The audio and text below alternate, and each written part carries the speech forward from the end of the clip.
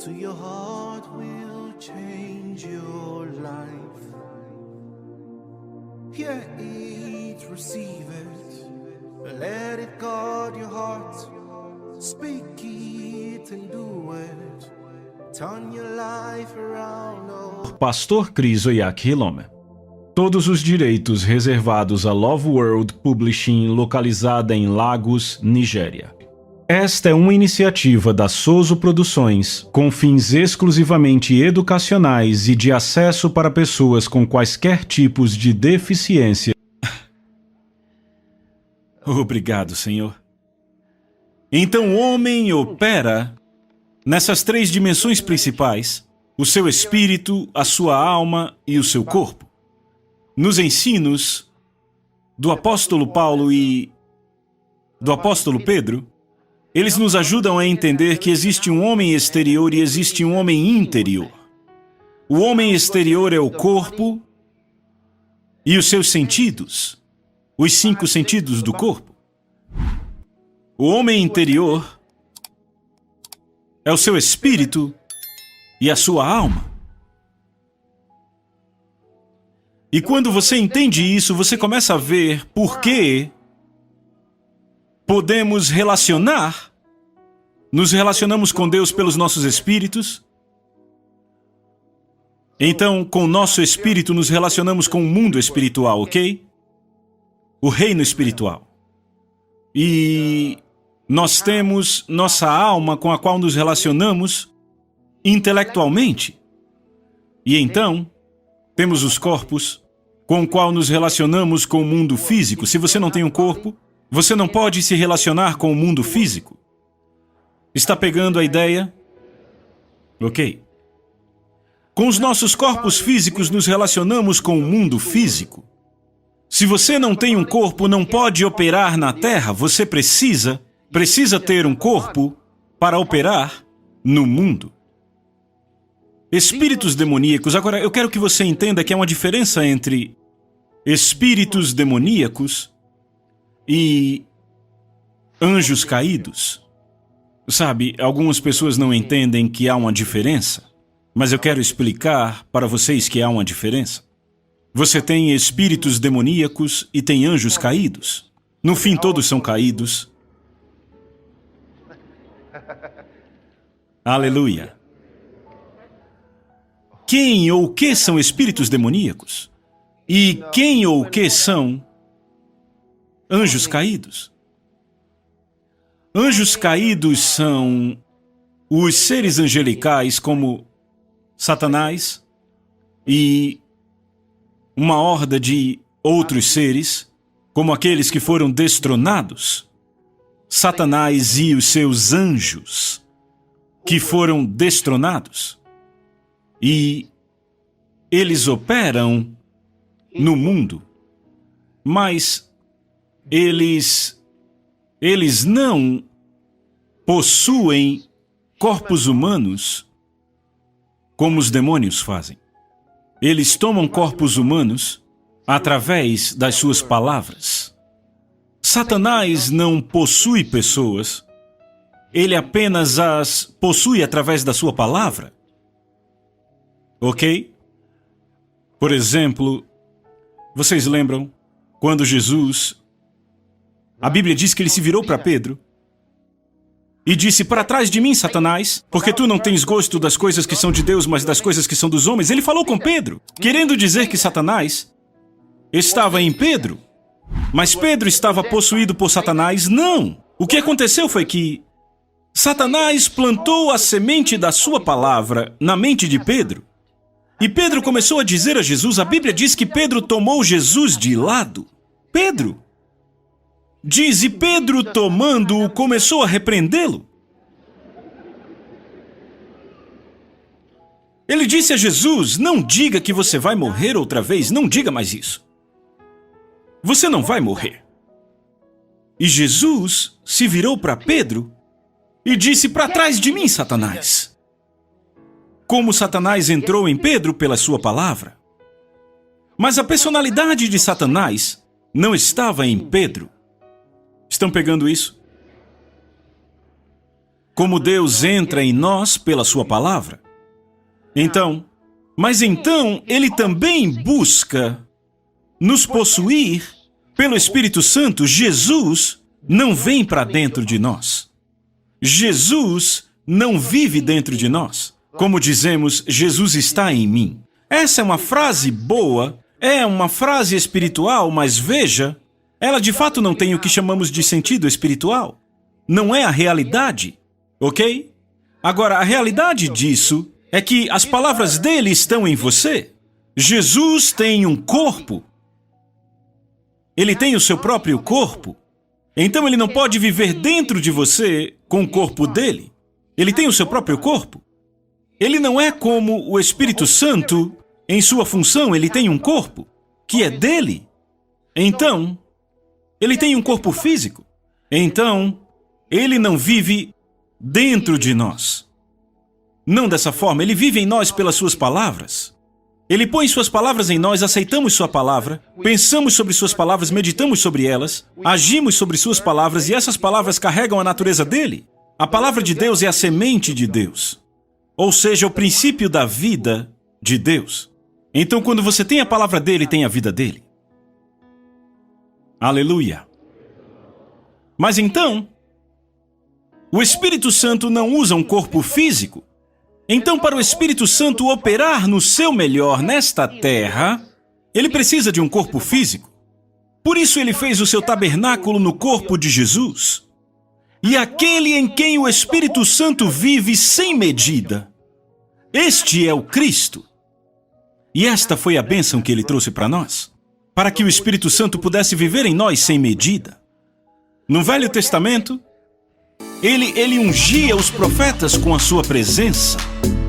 Era chamado de o esfregar da presença do Espírito Santo. Foi daí que veio a palavra unção, porque o óleo é um esfregar do óleo.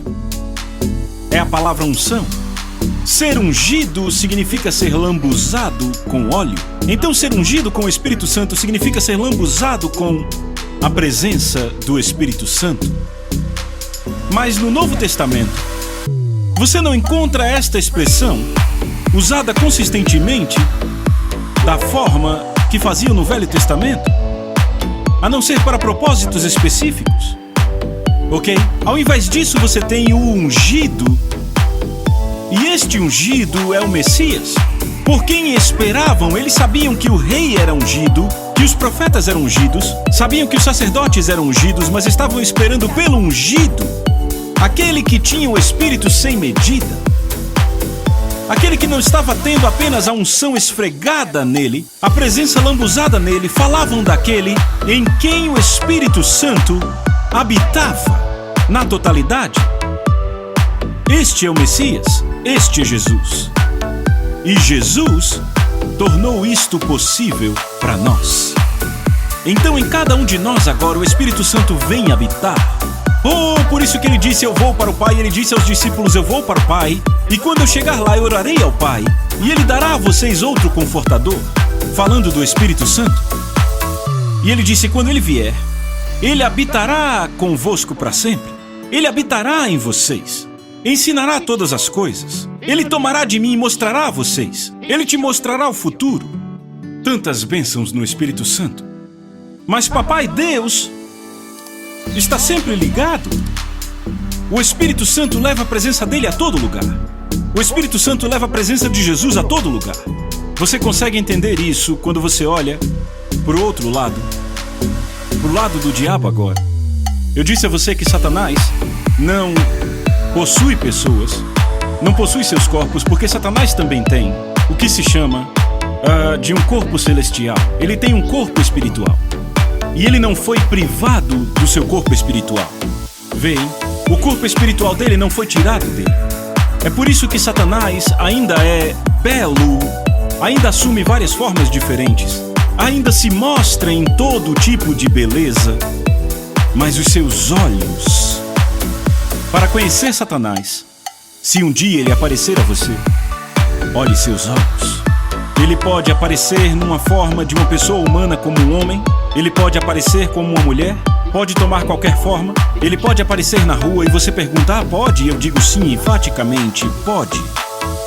Ele pode aparecer como uma pessoa normal que você conhece e entrar na sua casa, entrar no seu escritório.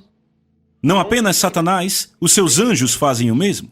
A Bíblia fala deles. E você acha que viu alguém que conhece? E você pergunta, como você o conhece? Não dá para não saber que é ele. Se você está ligado espiritualmente, não dá para confundir, os olhos dele são terrivelmente maus. Não importa que formas ele tome, não dá para confundir. Imagine um anjo desses num hospital, numa maternidade onde bebês nascem, fazendo coisas terríveis, pondo demônios neles. Imagina, ele se transforma numa jovem e um jovem vai e casa com ela.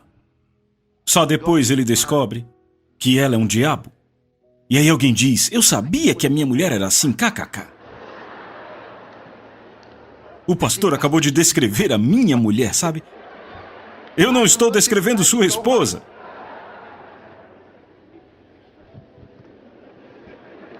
Você que está procurando problema.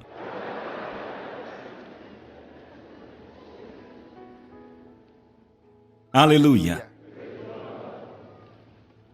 Mas Satanás faz essas coisas, sabe? A Bíblia diz, não é de admirar, porque o próprio Satanás e os seus anjos também estão andando por aí como ministros da luz.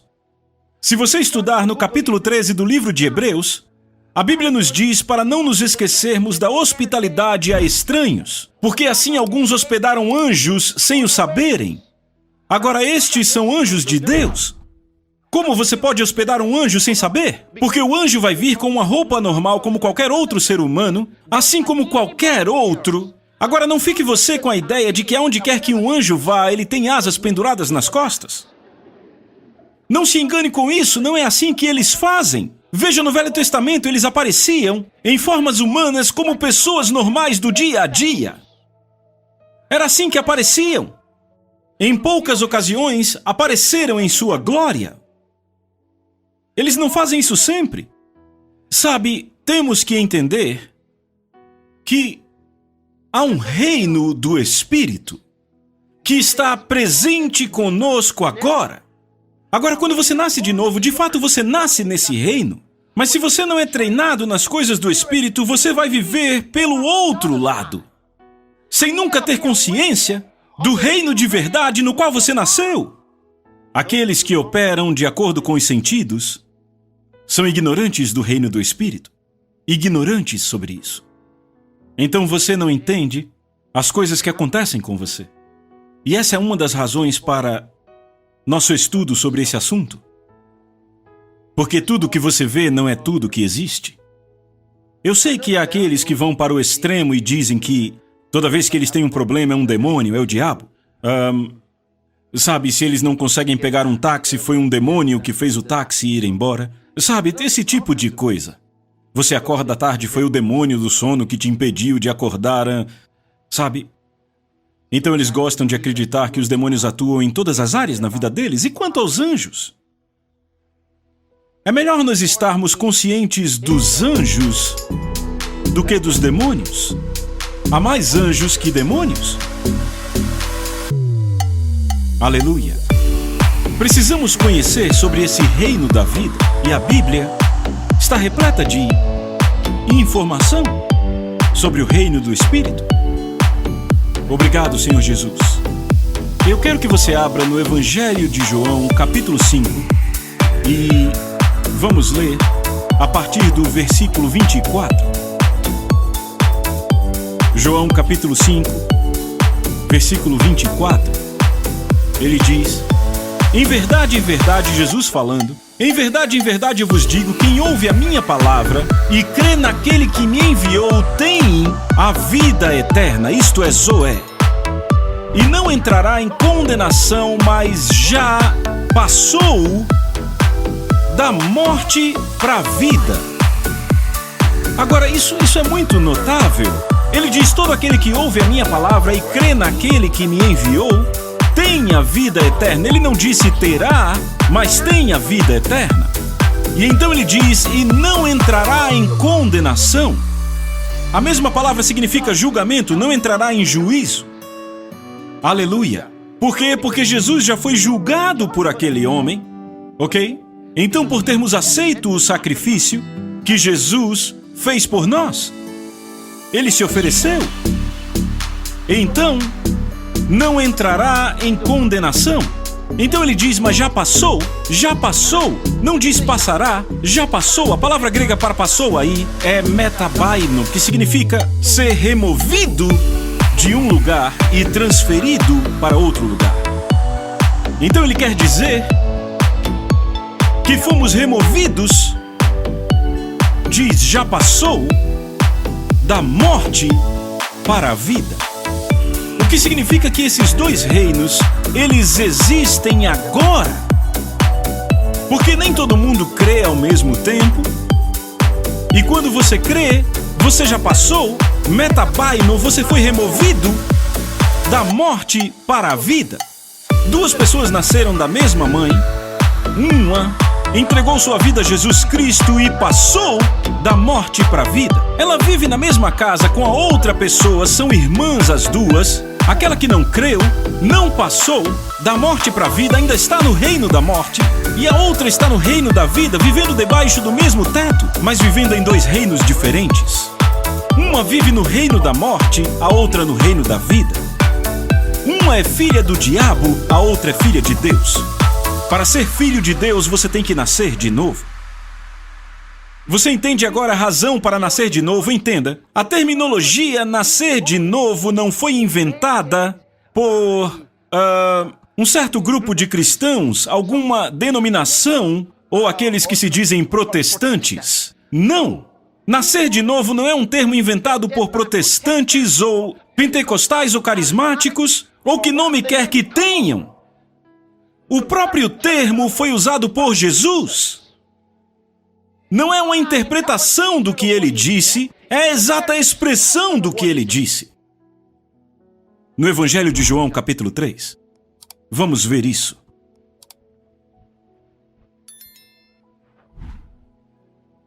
Você encontrou? A partir do verso 1. Havia entre os fariseus um homem chamado Nicodemos, governante dos judeus. Este veio a Jesus de noite. Ele veio de noite porque não queria que as pessoas o vissem. Este veio a Jesus de noite e lhe disse, Rabi, sabemos que és mestre vindo de Deus, porque nenhum homem pode fazer estes milagres que tu fazes, se Deus não estiver com ele. Respondeu-lhe Jesus dizendo, em verdade eu te digo, se um homem não nascer de novo, ele não pode ver o reino de Deus. Nicodemos disse a ele, como pode um homem nascer sendo ele velho? Pode entrar pela segunda vez no ventre de sua mãe e nascer? Veja, a expressão veio de Jesus. E quando ele usou esta expressão, o homem com quem ele falou não entendeu. Ele disse, como um homem que é velho pode nascer? Ele já é velho, como pode nascer? Veja o que Jesus respondeu a ele. Estão aí? Verso 5. Jesus respondeu, em verdade eu te digo, se um homem não nascer da água e do Espírito, ele não pode entrar no reino de Deus. O que é nascido da carne é carne, e o que é nascido do Espírito é Espírito. Não te admires de eu te haver dito, necessário vos é nascer de novo. Aleluia! E antes que você fique confuso, quando ele diz nascer da água, eu sei que alguém vai dizer, bem, ele está falando de batismo na água. Não é sobre batismo. Eu já ensinei sobre isso, depois você procura. Ok, então veja isso. Quando o homem é nascido de novo, a Bíblia diz que ele já passou, ele foi removido, ok? Ele foi transferido do domínio das trevas, do domínio do reino da morte, para a vida. Isso acontece instantaneamente. Não é algo que vai acontecer aos poucos, é agora. Você nasceu de novo hoje, foi transferido hoje do reino da morte para o reino da vida.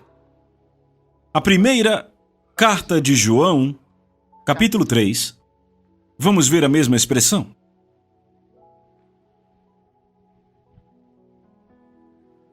Eu vou ler aqui a partir do versículo 14. Nós sabemos, encontraram verso 14, nós sabemos que passamos da morte para a vida. Aleluia! Nós sabemos, repita, nós sabemos. Veja, já aconteceu. Veja, nós que nascemos de novo sabemos. Sabemos que nós passamos da morte para a vida. É a mesma palavra, metabaino, passamos. Fomos transferidos, removidos da morte para a vida. Porque amamos os irmãos. Aquele que não ama o seu irmão permanece na morte, permanece lá. Porque, por causa do amor que Jesus trouxe, é um tipo diferente de amor. Aleluia, quando você passou da morte, a morte é o reino das trevas, a morte é o reino do egoísmo. Quando você passou da morte para a vida, oh, glória a Deus! Você tem um novo tipo de pensamento, porque você vive num reino de vida. E no reino de vida não existe escassez. Você entende por que não pode ser egoísta? Porque você sempre tem que ser um doador. Porque no reino da vida não existe escassez. No reino da vida não existe falta. No reino da vida não existe pobreza. Você não pode não ter. Você sabe, é outro reino, mas veja, muitas pessoas não entendem isso. Nasceram de novo nesse reino, mas estão vivendo outra vida. Elas têm a sua própria forma de pensar. Alguém contou uma história sobre um homem que estava caindo e, à medida que ele caía, ele se agarrou num galho, em algo, e aquilo estava quase quebrando, e ele gritou: "Tem alguém aí? Alguém me ajude! Alguém aí!" E ele ouviu uma voz. A voz disse: "Eu estou aqui." Ele disse: "Quem está aí?" E ali segurando, estava quase caindo. "Quem está aí?" E ele disse: "Eu sou Deus." Ele disse: "Ok, Deus me ajude." Deus disse: "Tudo bem, eu vou te ajudar, solte." Ele disse: "Soltar?" Ele disse: "Tem alguém mais aí?"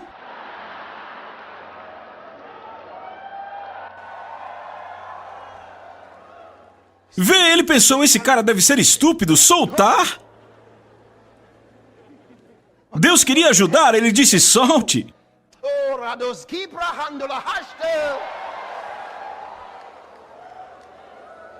Se você apenas pudesse ver, do ponto de vista de Deus, temos sido tão dominados pelos sentidos porque, sabe, achamos que tudo que podemos perceber com os sentidos é tudo o que existe. E os princípios deste mundo nem se equiparam com os princípios do reino de Deus, ao qual pertencemos. Sabemos que já passamos da morte para a vida. Eu amo isso, esse é João. Ele disse: sabemos, do grego eido. Temos consciência. João tinha consciência, você tem consciência. João tinha consciência, ele disse: sabemos que já passamos, não estamos passando, já passamos do reino da morte para o reino da vida. Ele disse: você não consegue ver que temos um novo tipo de amor? O amor que dá, o amor que ajuda, o amor que pensa nos outros antes de si mesmo, o amor que tudo vence.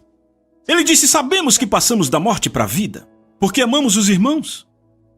O homem natural não tem esse tipo de amor. Ele não tem. Ele não tem. Não se engane com isso. Só porque seu marido ou esposa não significa que ele ou ela tem. Não tem. Tem que ser nascido de novo para ter. Nós sabemos que passamos da morte para a vida. Estamos agora no reino da vida. Há um reino da morte. Ele existe agora. Há pessoas lá agora. E há um reino da vida. No reino da vida, há apenas sucesso. Sabe, eu sei que há pessoas que dizem: às vezes é assim mesmo, a vida sobe, a vida desce. Dizem, subindo os montes às vezes, descendo o vale às vezes. Tempos bons e tempos ruins. Bem, eu não sei quanto a isso, porque eu vivo aqui desse outro lado. E onde eu estou, tudo é bom. Aleluia!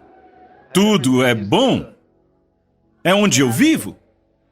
Esta não é a experiência de muita gente. Mas por que estão experimentando desse jeito? Porque não aceitaram a verdade. Não a aceitaram. Elas pregam para suas próprias mentes, elas ficam dizendo para si: a vida não pode ser sempre boa. Bem, foi isso que você disse, é isso que você tem. Uma pessoa não pode sempre... Algumas pessoas dizem: todo mundo é doente de uma forma ou de outra. De onde você tirou isso? Veja a sua mentalidade. Sua mentalidade. Sua fronesis. É aí onde está o problema. Ele tem uma mentalidade. Ele passou a acreditar que todo mundo tem 5 minutos de loucura todo dia. Eu não tenho loucura nenhuma.